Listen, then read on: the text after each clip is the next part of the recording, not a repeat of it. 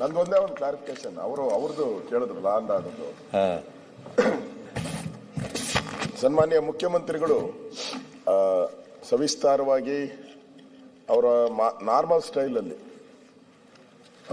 ಕೊನೆಯಲ್ಲಿ ಒಂದು ಅರ್ಧ ಗಂಟೆಗೆ ಬಂದ್ರಷ್ಟೇ, ಇನ್ನು 1.5 ಗಂಟೆ ಪೂರ್ತಿ ಅಲ್ಲೆಲ್ಲ ಸುತ್ತಾಕ್ಸ್ಬಿಟ್ರು ನಮ್ಮನ್ನ. ನಾನು ನೋಡ್ತಾ ಇದ್ದೆ, ಇಲ್ಲಿ ಕೂತ್ಕೊಂಡು ಆಚೆ ಸುತ್ತಾಕ್ಸಿ ಕೊನೆಗೆ ಬಂದು ಸಬ್ಜೆಕ್ಟಿಗೆ ಬಂದರು. ಆದರೆ ನಾವು ಪ್ರಮುಖವಾಗಿ ಹೇಳಿದಂಥ ವಿಚಾರಗಳನ್ನು ನಾವು ಕಾಂಟ್ರಾಕ್ಟರ್ ಅಸೋಸಿಯೇಷನ್ದು ನಾನು ಪತ್ರ ತೋರಿಸಿ, ಪ್ರೆಸ್ ಮೀಟ್ ತೋರಿಸಿ ಅದರದ್ದೆಲ್ಲ ಹೇಳಿದೆ.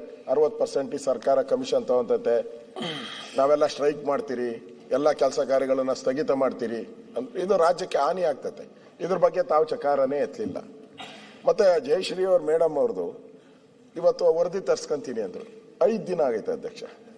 ಎಷ್ಟು ದಿನ ಬೇಕು? ಅದಾದ ಈ ಸರ್ಕಾರಕ್ಕೆ ಇಮಿಡಿಯೇಟ್ ಆಕ್ಷನ್ ಮಾಡೋಕ್ಕೆ ಆಗಲ್ಲ ಅಂದರೆ ಎಷ್ಟು ದಿನಗಳು, ಎಷ್ಟು ವರ್ಷಗಳು ಬೇಕು? ಇದು ಅಧಿವೇಶನ ನಡೀತಾ ಇದೆ, ಇಲ್ಲೇ ಇವರು ಕ್ರಮ ತೆಗೆದುಕೊಳ್ಳೋಕ್ಕಾಗಲ್ಲ.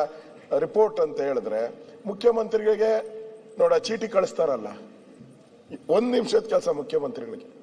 ಅಲ್ಲೇ ಇಂಟು ಚೀಫ್ ಇದಾರೆ, ಅಲ್ಲೇ 1 ನಿಮಿಷ ತಗೊಂಡು ಸರಿ ಇದ್ರೆ ಸರಿ ಮಾಡಿ. ನಾನು ಸುಳ್ಳು ಹೇಳದ್ನ? ಜಯಶ್ರೀ ಅವ್ರನ್ನ ನಾಮಿನೇಟ್ ಮಾಡಿದ್ದು ಕಾಂಗ್ರೆಸ್ ಅವರೇ. ಹೌದು, ಕಾಂಗ್ರೆಸ್ ಅವರೇ ನಾಮಿನೇಟ್ ಮಾಡಿದ್ದು. ಕೂಡ್ಲೆ ಅವ್ರ ಮೇಲೆ ತಪ್ಪು ಮಾಡಿದ್ರೆ ಅವ್ರ ಮೇಲೆ ಕ್ರಮ ತಗೊಳ್ತೇನೆ ಕೊಟ್ರಲ್ಲ.